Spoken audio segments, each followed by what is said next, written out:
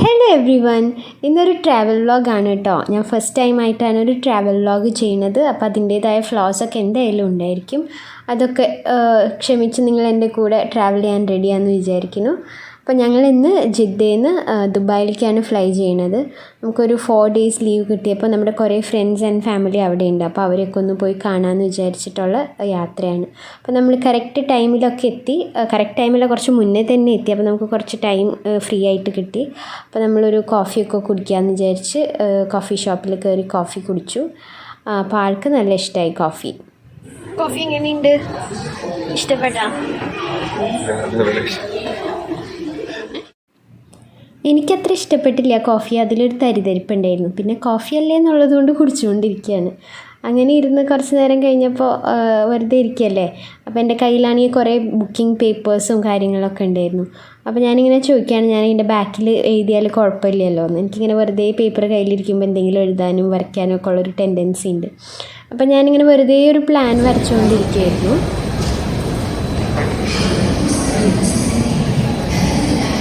മോളെന്നിട്ട് വരയ്ക്കണ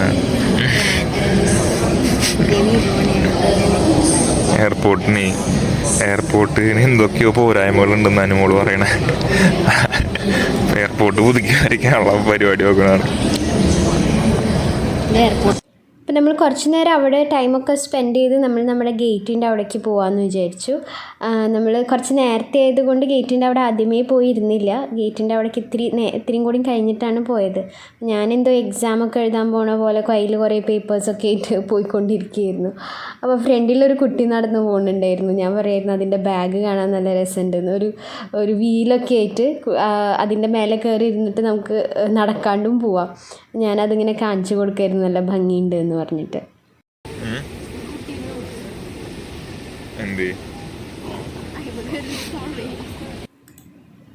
അങ്ങനെ നമ്മൾ ഗേറ്റിലെത്തിയപ്പോഴാണ് മനസ്സിലായത് നമ്മുടെ ഫ്ലൈറ്റ് എന്തോ ഡിലേ ആണ്, എന്തോ ടെക്നിക്കൽ ഇഷ്യൂ ഉണ്ട്. അപ്പോൾ ഫ്ലൈറ്റ് ഡിലേ ആണ്. 9:35 ഫ്ലൈറ്റ്. അതൊരു ഡിലേ ആയിട്ടൊരു 1.5 hour ലേറ്റ് ആയിട്ടാണ് നമുക്ക് ഇവിടെ നിന്ന് പോകാൻ പറ്റിയത്. അപ്പോൾ സമാധാനം ഇല്ലാണ്ട് ഇടയ്ക്കിടയ്ക്ക് അവരുടെ അടുത്ത് പോയിട്ട് ചോദിക്കുന്നുണ്ട് സമയമായോ എന്ന്. അപ്പോൾ അവർ പറഞ്ഞു 10:45 വരാമെന്ന്. എങ്ങനെ എവിടേക്കെങ്കിലും പൊക്കോ, എന്നിട്ട് 10:45 തിരിച്ച് വന്നാൽ മതി എന്ന് പറഞ്ഞു. പക്ഷെ നമ്മളെവിടെയും പോയൊന്നുമില്ല, നമ്മൾ അവിടെ തന്നെ വെയിറ്റ് ചെയ്തിരുന്നു. പിന്നെ ഒരു 10:45 ആകുമ്പോഴേക്കും തന്നെ നമ്മളെ അവർ കയറ്റി കേട്ടോ.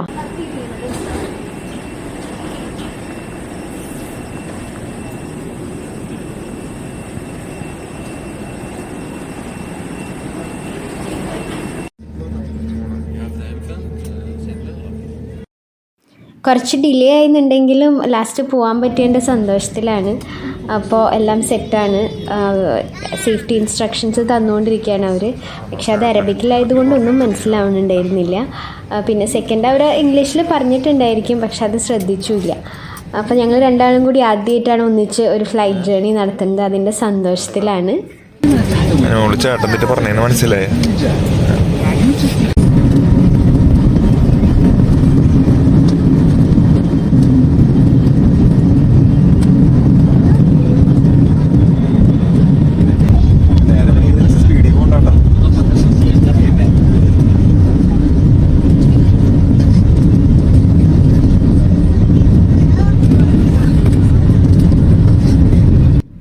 നമുക്ക് പോകുമ്പോഴും വരുമ്പോഴും വിൻഡോ സീറ്റ് തന്നെ കിട്ടിയതുകൊണ്ട് കാഴ്ചകളൊക്കെ നല്ലോണം കാണാൻ പറ്റി. എനിക്ക് ചെവി അടയണ ഒരു പ്രശ്നമുണ്ട് ഫ്ലൈറ്റ് ടേക്ക് ഓഫ് ചെയ്യുമ്പോഴും ലാൻഡ് ചെയ്യുമ്പോഴും. അതിൻ്റെ ഒരു ബുദ്ധിമുട്ടിലിരിക്കുകയാണ്. പിന്നെ നമ്മൾ ഇൻഡസ്ട്രിയലാറിലെ തീം മ്യൂസിക് ഉണ്ടല്ലോ, അതിങ്ങനെ കേട്ടിട്ടാണ് ഫ്ലൈറ്റ് ടേക്ക് ഓഫ് ചെയ്യുമ്പോൾ ഇരിക്കേണ്ടായിരുന്നത്. അതൊരു പ്രത്യേക രസമായിരുന്നു. ഞങ്ങളുടെ ബിൽഡിംഗ്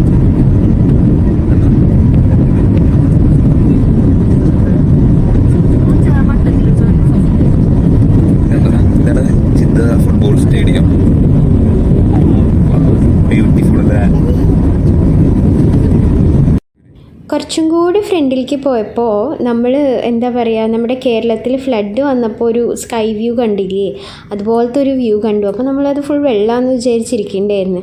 പിന്നെ മനസ്സിലായത് വെള്ളമായിരിക്കില്ല, അത് മണലായിരിക്കും. അപ്പോൾ മരുഭൂമി ആയിരിക്കും ഈ കണ്ടുകൊണ്ടിരിക്കുന്നതെന്ന് മനസ്സിലായി. പിന്നെ നമുക്കൊരു 3 hours ട്രാവൽ ടൈം ഉണ്ടായിരുന്നത് കൊണ്ട് നമ്മൾ കളിക്കാനിരുന്നു. ഈ കളിയുടെ പേരെന്താണെന്ന് എനിക്കറിയില്ല. ആർക്കെങ്കിലും അറിയുന്നുണ്ടെങ്കിൽ ഒന്ന് കമൻറ്റ് ചെയ്യൂ കേട്ടോ. ഇങ്ങനെ കൂലങ്കഷമായി ചിന്തിച്ചിരിക്കുന്നത് കാണുമ്പോൾ തോന്നും ആൾ ജയിച്ചു എന്ന്. പക്ഷെ ആൾ തോറ്റു, ഞാനാണ് ജയിച്ചത്. പക്ഷെ സമ്മതിച്ച് തരുന്നുണ്ടായിരുന്നില്ല. ഞാൻ കൊതിക്കളി എടുത്തു എന്ന് പറഞ്ഞിട്ടിരിക്കുകയായിരുന്നു, അങ്ങനെ സമാധാനിക്കുകയായിരുന്നു. പക്ഷെ ശരിക്കും ഞാനാണ് ജയിച്ചത്.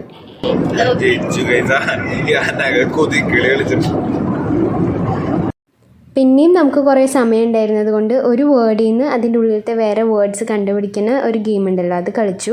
പക്ഷെ അത് നമുക്ക് കംപ്ലീറ്റ് ചെയ്യാൻ പറ്റിയില്ല, അപ്പോഴേക്കും നമ്മൾ എത്തി. നമുക്ക് മേലെ നിന്ന് കാണാൻ പറ്റുന്നതാണ് പാം ഐലൻഡ്, അതുപോലെ സീ ഹോഴ്സ് ഐലൻഡ് കാണാൻ പറ്റി. കടൽ കുതിരയുടെ ഷേപ്പിലുള്ളൊരു ഐലൻഡ്. അതിൽ ഫുള്ള് ലക്ഷറി അപ്പാർട്ട്മെൻറ്റ്സ് ഒക്കെയാണ്, ഒക്കെ അണ്ടർ വാട്ടർ അപ്പാർട്ട്മെൻറ്റ്സ് ആണ്. അപ്പോൾ അതിൻ്റെ ഉള്ളിൽ കയറി പുറത്തേക്ക് നോക്കിക്കഴിഞ്ഞാൽ മത്സ്യസമ്പത്തൊക്കെ കാണാൻ പറ്റും. അങ്ങനെ നമ്മൾ ലാൻഡ് ചെയ്തു. ദ വെൽക്കം ടു ദുബായ് എന്ന് എഴുതി വെച്ചിട്ടുണ്ട്. നമ്മുടെ എയർപോർട്ടിൽ തന്നെ എഴുതിയിട്ടുള്ളതാണ്. നമ്മൾ വിചാരിച്ചതിനേലും കുറച്ച് ലേറ്റ് ആയിപ്പോയി. ഉച്ചയ്ക്ക് എത്തണമെന്ന് വിചാരിച്ചത് നടന്നില്ല.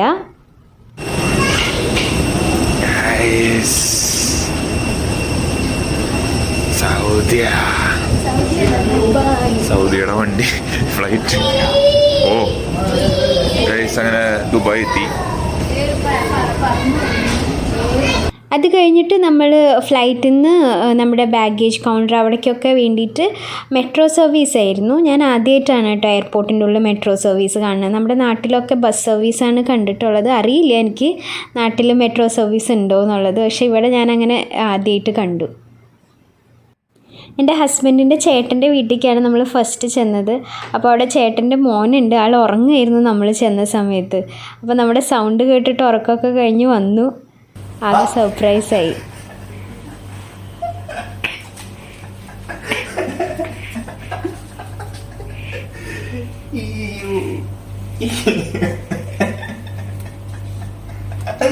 ഇതാരത്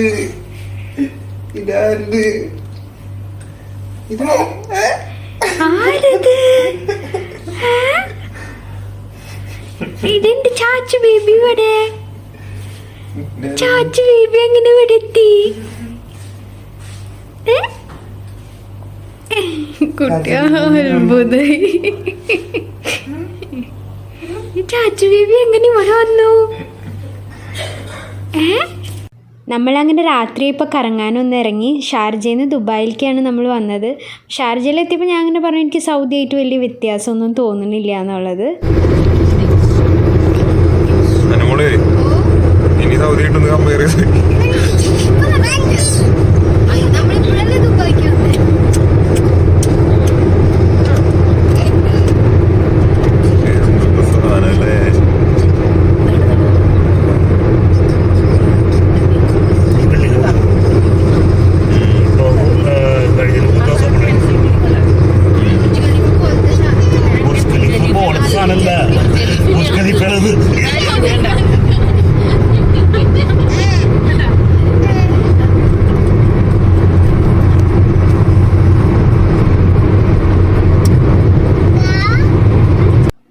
ഇതാണ് ദുബായ് വാട്ടർ കനാൽ. ഇത് ദുബായിൽ ഓൾമോസ്റ്റ് എല്ലായിടത്തേക്കും എത്തുന്ന ഒരു കനാലാണ്. കുറച്ച് കഴിയുമ്പോൾ ഒരു വാട്ടർ ഫ്രണ്ട് കാണാം. അപ്പോൾ വലിയ ഷിപ്പും ബോട്ടൊക്കെ വരുമ്പോൾ വാട്ടർ ഫാൾ സ്റ്റോപ്പ് ചെയ്തിട്ട് അതിനൊക്കെ പോവാം.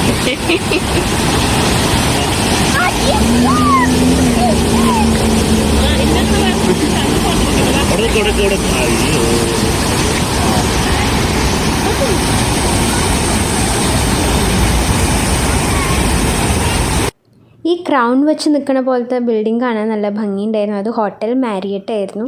പിന്നെ അതുപോലെ കുറേ വലിയ ബിൽഡിങ്സ് ഉണ്ട്. ഇപ്പം നമ്മൾ കാണുന്ന ഒരു ഓവൽ ഷേപ്പിലുള്ളതാണ് ദുബായ് മ്യൂസിയം. നല്ല ഭംഗിയുണ്ടായിരുന്നു കാണാനായിട്ട്. പിന്നെ നമ്മളിപ്പോൾ പോയിക്കൊണ്ടിരിക്കുന്ന റൂട്ടാണ് ഷെയ്ഖ് സായദ് റോഡ്, അങ്ങനെയാണ് ഇതിൻ്റെ പേര്. ഈ റൂട്ടിൽ നമുക്ക് കുറേ ഫേമസ് ആയിട്ടുള്ള ബിൽഡിങ്സ് കാണാനായിട്ട് പറ്റും. ഈ റൂട്ടിൽ തന്നെയാണ് നമ്മുടെ ബുർജ് ഖലീഫ വരുന്നത്. നമ്മളിപ്പോൾ പോണത് ദുബായ് മോൾ കാണാനാണ്. അതിൻ്റെ അടുത്ത് തന്നെയായിരുന്നു ബുർജ് ഖലീഫ ഉണ്ടായിരുന്നത്. കുറച്ചും കൂടെ നമ്മൾ ഫ്രണ്ടിലേക്ക് പോകുമ്പോൾ നമുക്ക് ദുബായ് ഫ്രെയിം കാണാനായിട്ട് പറ്റി. ഈ കാണുന്നൊരു റെക്റ്റാങ്കിൾ ഷേപ്പ് ഉണ്ടല്ലോ, അതാണ് ദുബായ് ഫ്രെയിം. അതിൻ്റെ മേലെ കയറി നിന്ന്, അത് ഫുൾ ഗ്ലാസ്സാണ്. മേലെ കയറി നിന്ന് കഴിഞ്ഞാൽ നമുക്ക് താഴേക്ക് ഫുള്ള് കാണാൻ പറ്റും, ഗ്ലാസ് ആയതുകൊണ്ട്. അങ്ങനെ നമ്മൾ ലാസ്റ്റ് ദുബായ് മോളിലെത്തി. ദുബായ് മോൾ എന്ന് പറഞ്ഞു കഴിഞ്ഞാൽ ഒരു ലോകം ഫുള്ള് മോളാണ്, അത്ര വലിയ മോളാണ്. നമ്മൾ അതിൻ്റെ ഉള്ളിൽ കയറി എങ്ങാനും മിസ്സായി കഴിഞ്ഞാൽ എന്താവും അറിയില്ല, അത്രയ്ക്ക് വലിയ മോളാണ്. അപ്പോൾ ഉണ്ണിക്കും ഭയങ്കര ഇഷ്ടമായി. അവൻ ഓടി ഓടി നടക്കുകയാണ്. അവന് വേണ്ട ടോയ്സോ അങ്ങനത്തെ എന്തെങ്കിലും ഷോപ്പിൻ്റെ ഫ്രണ്ടിൽ എത്തിക്കഴിഞ്ഞാൽ മാത്രം അവൻ നിൽക്കുകയുള്ളൂ, അല്ലെങ്കിൽ അവൻ ഓടി ഓടി പോവാണ്. അങ്ങനെ നമ്മൾ കുറച്ച് പോയപ്പോഴേക്കും ഒരു സ്വീറ്റിൻ്റെ ഒരു ഷോപ്പ് എത്തി. അപ്പോൾ അവിടെ എത്തിയപ്പോൾ അവനൊന്ന് സ്റ്റക്കായി. അവന് അതെന്തോ കണ്ടപ്പോൾ ഓൾറെഡി നല്ല ഭംഗിയിൽ ലൈറ്റിങ്ങൊക്കെ ചെയ്തിട്ടുണ്ട്. അപ്പോൾ കണ്ടപ്പോൾ മനസ്സിലായി എന്തോ നല്ല സ്ഥലമാണെന്നുള്ളത്. അപ്പോൾ അവിടെ അവനൊന്ന് സ്റ്റക്കായി. നമ്മൾ കയറിയില്ല, പക്ഷെ കുറേ സ്വീറ്റ്സ് ഒക്കെ കണ്ടു അവിടെ. അവരവിടെ തന്നെ ഉണ്ടാക്കണതൊക്കെയാണെന്ന് തോന്നുന്നു. കുറേ സ്വീറ്റ്സൊക്കെ കണ്ടു. അതിൻ്റെ ഉള്ളിൽ കണ്ടോ അവർ തൊപ്പിയൊക്കെ വെച്ച് നല്ല ഭംഗിയിലൊക്കെ ഡെക്കറേറ്റൊക്കെ ചെയ്തിട്ടുണ്ട്. അവിടെ എത്തിയപ്പോഴാണ് അവനൊന്ന് സ്റ്റോപ്പായി. അതുവരെ ഓടി ഓടി നടക്കുകയായിരുന്നു. പിന്നെ അവനൊരു ടോയ് ഷോപ്പിലെത്തിയപ്പോൾ അവിടെ ഒന്ന് നിന്നു, ഒരു ക്യാമലിനെ വേണമെന്ന് പറഞ്ഞിട്ട്. അപ്പോൾ നമ്മൾ അപ്പുറത്ത് വേറൊരു വലിയ ക്യാമൽ ഉണ്ടായിരുന്നു, അതിൻ്റെ അടുത്ത് കൊണ്ടുവന്ന് നിർത്തിയപ്പോൾ ഒത്തിരി സന്തോഷമായി. അവിടുന്ന് പിന്നെ നമ്മൾ ബുർജ് ഖലീഫ കാണാനായിട്ട് പോയി. തൊട്ടടുത്ത് തന്നെയാണ് മോളിൻ്റെ. അപ്പോൾ നമുക്ക് നടക്കാനുള്ള ഡിസ്റ്റൻസേ ഉള്ളൂ. പക്ഷെ നമ്മൾ പോയെന്ന് വാട്ടർ ഫൗണ്ടെയിനൊന്നും ഉണ്ടായിരുന്നില്ല, ജസ്റ്റ് ലൈറ്റ് മാത്രമേ ഉണ്ടായിരുന്നുള്ളൂ. എന്നാലും രസമുണ്ടായിരുന്നു കാണാൻ.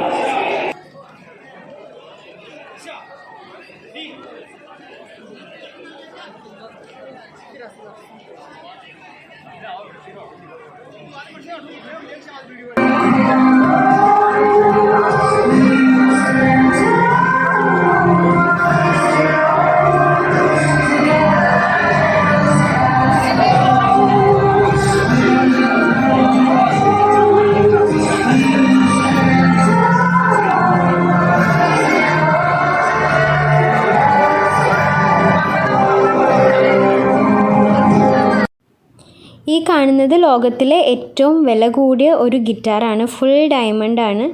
ഇത് ഗിന്നസ് വേൾഡ് റെക്കോർഡിൽ വന്നിട്ടുള്ളതാണ്. ഇത് ഹോങ്കോങ്ങിൽ ഉണ്ടാക്കിയ ഒരു ഗിറ്റാറാണ്. അതിൻ്റെ റേറ്റ് വരുന്നത് $2 million ആണ്, $2 million US. പിന്നെ അങ്ങനെ കുറേ സാധനങ്ങളുണ്ട് അവിടെ. ഒരു വൈൻ ഗ്ലാസ് കണ്ടു, അതിൻ്റെ ഹാൻഡിലിൻ്റെ ഉള്ളിൽ ഫുൾ ഗോൾഡും ഡയമണ്ട്സാണ്. ഗോൾഡിൻ്റെ ചെറിയ ചെറിയ പീസസും ഡയമണ്ടും. പിന്നെ ഈ കാണുന്ന 2 ഗിറ്റാർസ് ഫുൾ ഡയമണ്ട് വെച്ചതാണ്. ഈ കോക്കിൻ്റെ കുപ്പി ഡയമണ്ടാണ്. പിന്നെ ആ ഗ്ലാസിൻ്റെ ഷെയ്ഡ്സിൻ്റെ ആ ഒരു സൈഡിൽ ഫുൾ ഡയമണ്ടാണ്. മേക്കപ്പിൻ്റെ ഒരു സെറ്റ് ഫുൾ ഡയമണ്ടിൻ്റെ. പിന്നെ വാച്ചിൻ്റെ ഡയൽ ഫുൾ ഡയമണ്ട്. അങ്ങനെ ഫുൾ ഡയമണ്ടിൻ്റെ ഒരു എക്സിബിഷൻ തന്നെയായിരുന്നു അത്. അവിടെ നിന്ന് പിന്നെ നമ്മൾ കുറച്ച് ഫ്രണ്ടിലേക്ക് പോയപ്പോൾ ദുബായ് അക്വേറിയം കണ്ടു. മോളിൻ്റെ ഉള്ളിൽ തന്നെയായിരുന്നു. നല്ല ഭംഗിയുണ്ടായിരുന്നു കാണാനായിട്ട്. കുറേ ഫിഷസ് ഉണ്ടായിരുന്നു. അതിൽ ഷാർക്കായിരുന്നു മെയിൻ. കുറേ ഷാർക്ക് ഉണ്ടായിരുന്നു, വലിയ വലിയ ഷാർക്ക് ഉണ്ടായിരുന്നു. പിന്നെ കുറേ തെരണ്ടി ഉണ്ടായിരുന്നു. തെരണ്ടീനെ കാണുമ്പോൾ നമുക്ക് എപ്പോഴും എനിക്ക് തോന്നുന്നു എല്ലാവർക്കും സ്റ്റീവ് ഇർവിനെ ആയിരിക്കും ഓർമ്മ വരിക. തെരണ്ടി വാൽ കൊണ്ട് മരിച്ചില്ലേ, അങ്ങനെ കുറേ ഡിഫറെൻറ്റ് ടൈപ്സ് ഓഫ് തെരണ്ടിയൊക്കെ ഉണ്ട്.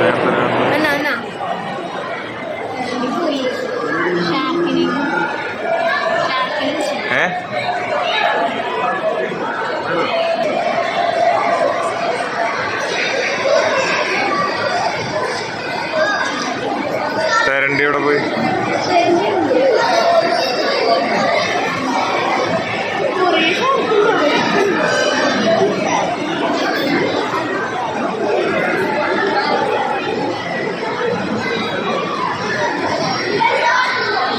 പിന്നെ ആ ഒരു കേജ് കണ്ടോ, അത് ആക്ച്വലി നമുക്ക് കയറി നിൽക്കാൻ പറ്റുന്ന ഒരു സെറ്റപ്പാണ്.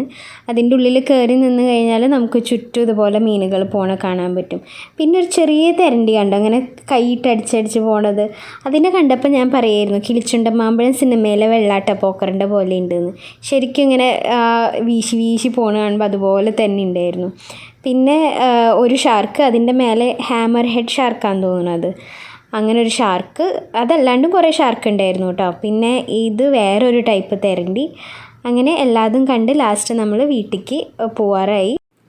അങ്ങനെ പോകുന്ന വഴിക്ക് നമ്മൾ ഈ ടിഫാനി ആൻഡ് കോ കണ്ടു. അത് കണ്ടപ്പോൾ ഞാൻ വിചാരിച്ചു ഇത് നമ്മുടെ ടിഫാനി ചോക്ലേറ്റ് കമ്പനിയാണെന്ന്.